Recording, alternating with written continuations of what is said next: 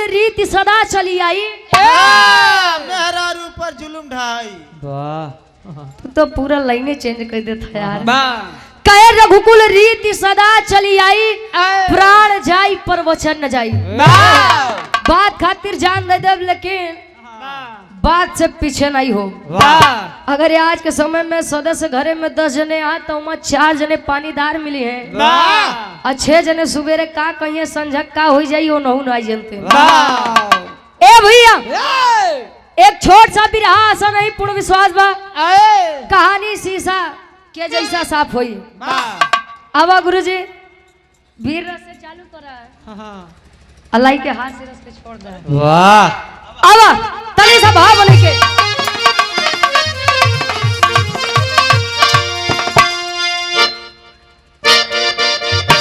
क्या बात है।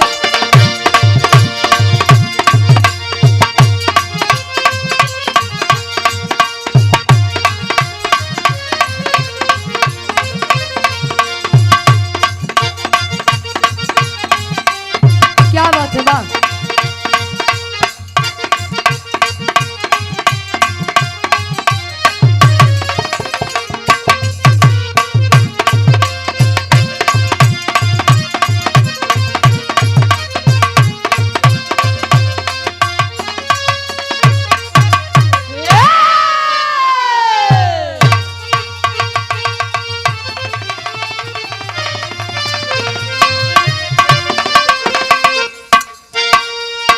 अब सवरी यार राम रे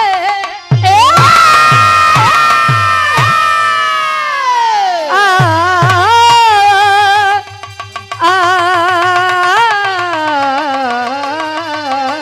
हो रहा।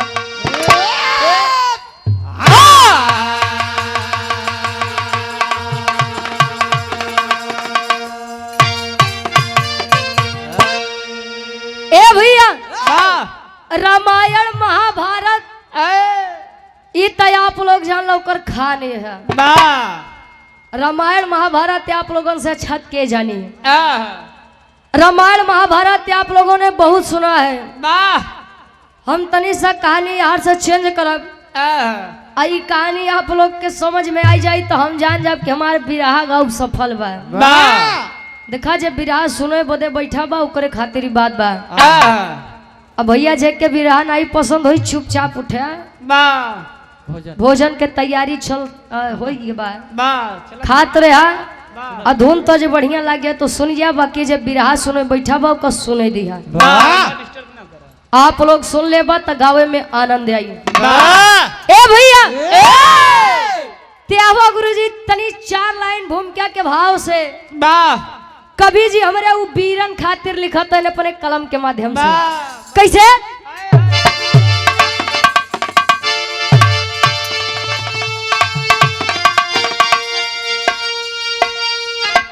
तो अरे जंग जौहर का बजता बिगुल जंग में, अरे रंग लाती थी लोरिक की थी जब जवानी, रक्त की बूंद में खून है खून का, अरे लोरिक के लइका या भोरिक के कहानी, अरे की छाती पे गर्जन करे सर्वदा, बोला या भोरिक माँ क्यों न पिंडदानी हुआ, तो मजरी कहे गुलामी न मंजूर मुझको, करे हक की ज्यादा वही बलवान हुआ।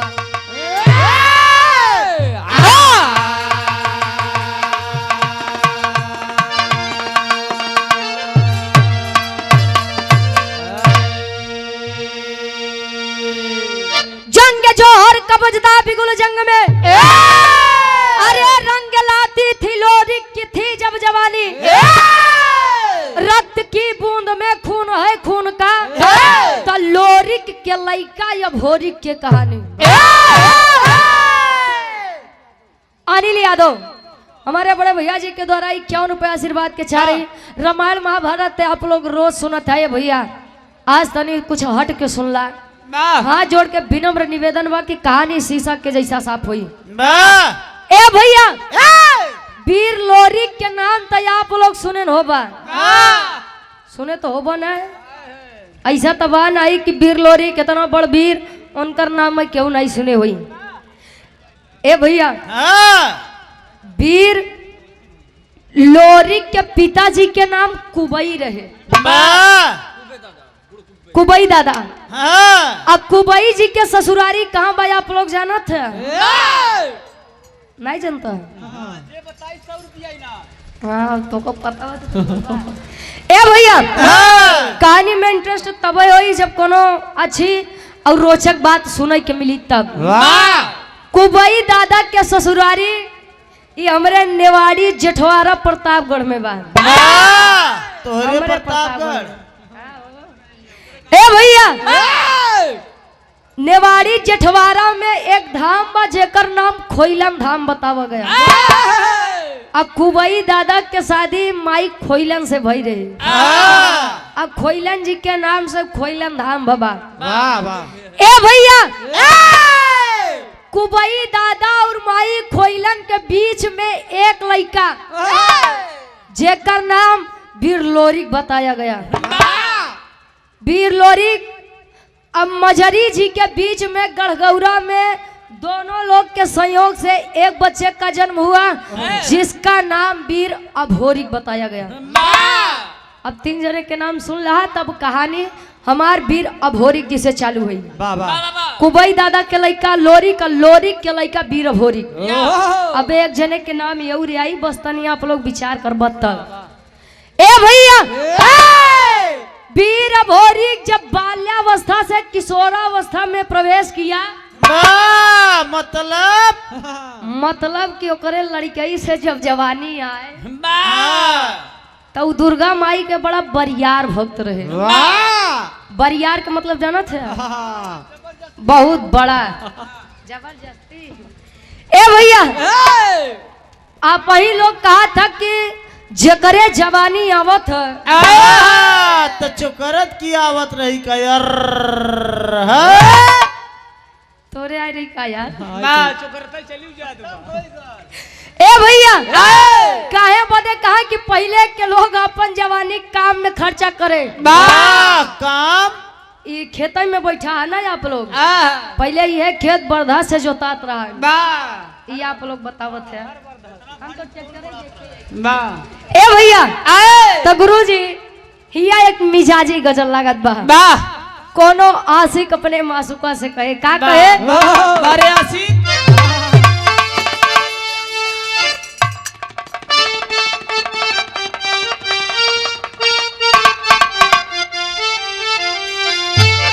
अरे तो परवाने जल रहे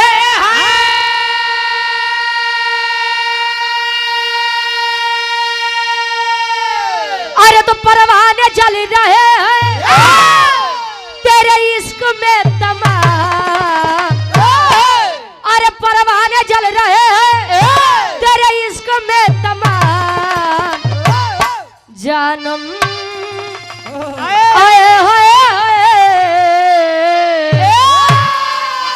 अरे जानम जरा इसी आग में अरे जानम जरा इसी आग में अरे खुद को जला के दे जानम जरा इसी आग में खुद को जला के दे जानम जरा इसी आग में खुद को जला के दे जानम जरा इसी आग में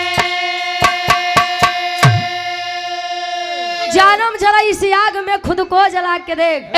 अभी आज के समय में आशुक मास का चाचा बचाए रहा नहीं तो पता लग लाल कई के जाबो तो चाचू कहियो बिरहा गावे गए रहा कि मारी करे गए रहा। बनवाई के आइए बचाओ बचाओ के लेकिन वीर चाहे तब के हो वीर चाहे आज के हो हमारे देश के वीर ही हैं जो सरहद पे जाते हैं और उनकी वजह से हम आप लोग ऐसो आराम से जिंदगी व्यतीत करते हैं वाह वाह वाह सुरक्षित है। तो वीर चाहे तब के हो चाहे आज के हो उनके खातिर एक लाइन पसीना जग के अंदर करते थे जीना वीर चुनौती सटे जो सटे वो है कमीना।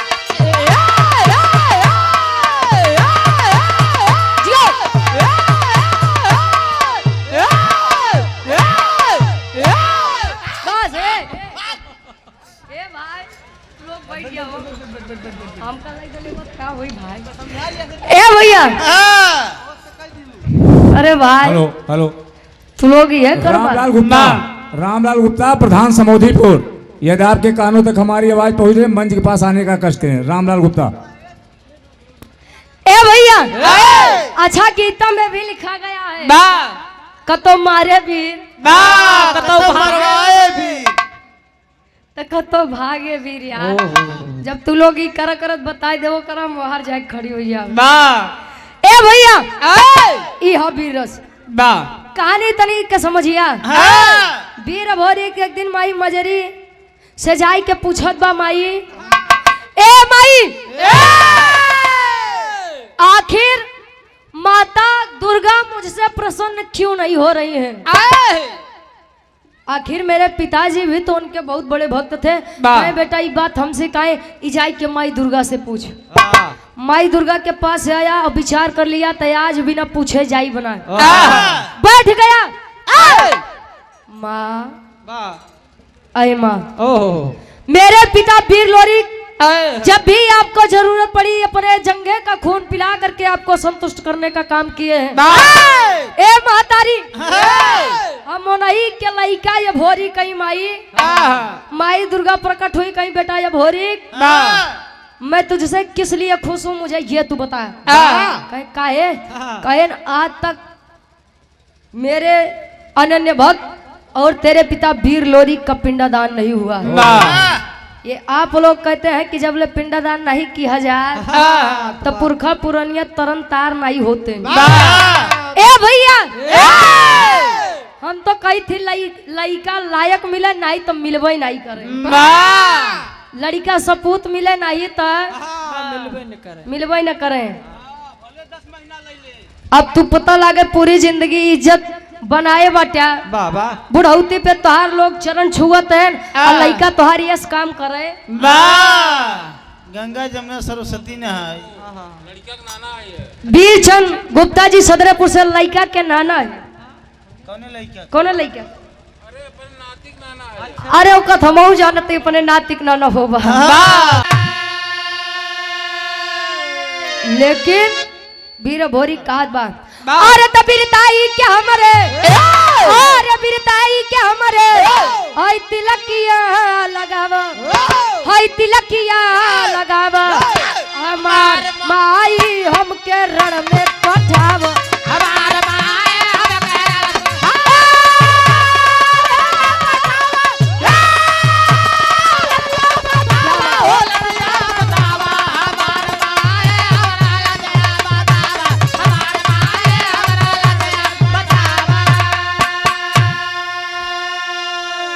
अरे तो बाढ़ल गुमान बाटे अब दुश्मन के भारी, मिटाऊ खानदान बाटे पूरी तैयारी, मिटाऊ खानदान बाटे पूरी तैयारी, मिटाऊ खानदान बाटे पूरी तैयारी।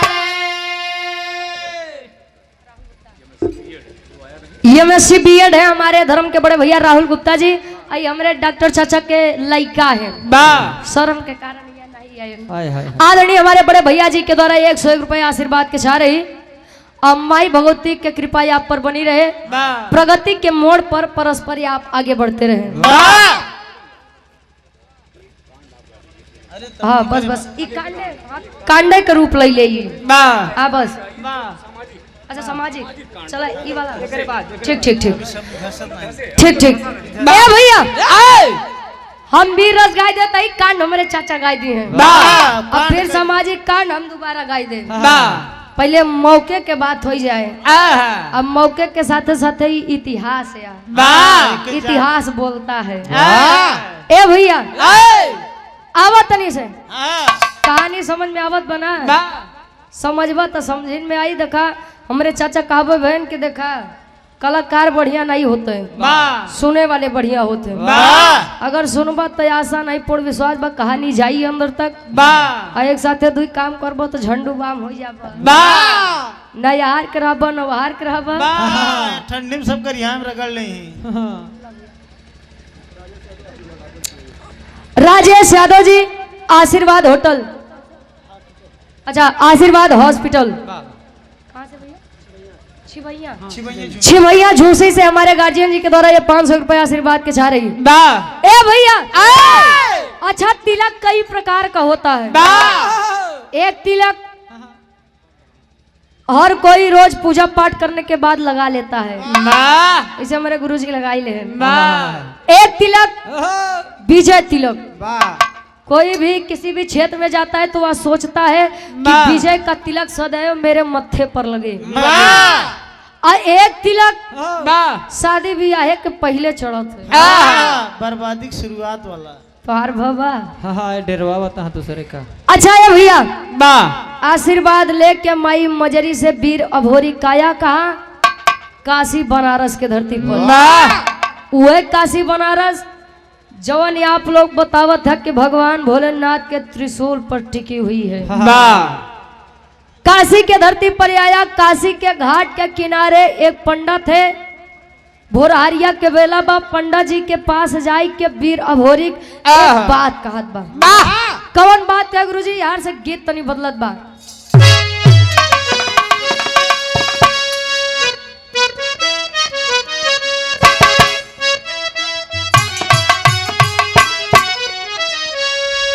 कोनो दुल्ही के गवना के दिन जब पड़ा तो सखी सहेली से बतावत बा।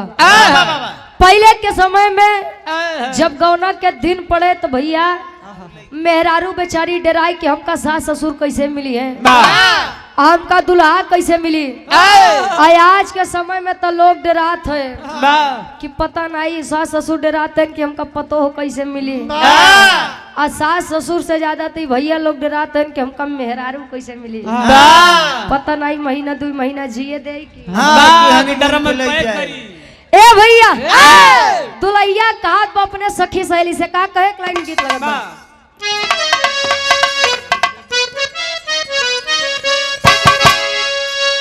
और जब से गवनवा के दिनवा धराई, अरे जब से गवनवा के दिनवा धराई रतिया नींद आवे देह पियराई। जब से हमें जिए दे यस बेटा तू अबे जाके के खेल खा। अब बेटा हमारे घरे हमारा लड़किया बच्चा है हम उनकर एक लौता सहारा ही मत छीन बेटा। ए भैया इतनी बात जब सुना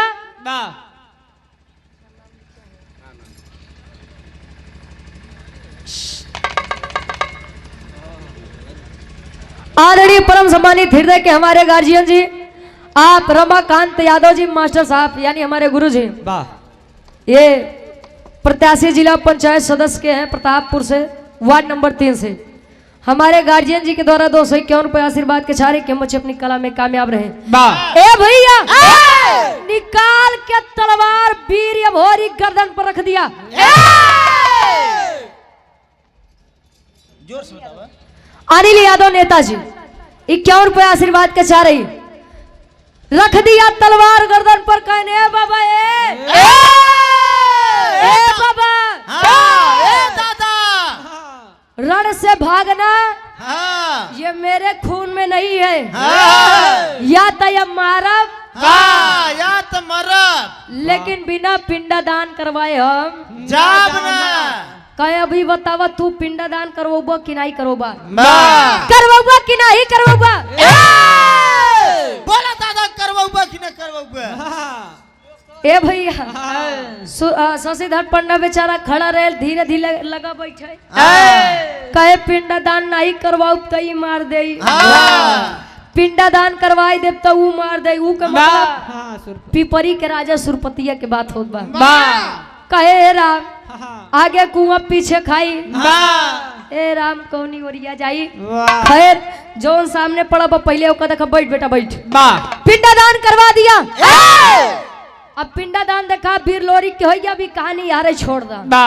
शशिधर पंडा वीर अभोरी का आपस में विचार करत है तब ले ई बतिया के पता पिपरी के राजा सुरपति के जब पता लगत बा कवन है इतना दिन के हमार बना बनाया कानून आई के माटी में मिलावत बा। ए भैया नगर में डंका पिटवा दो वाह फौज को तैयार करो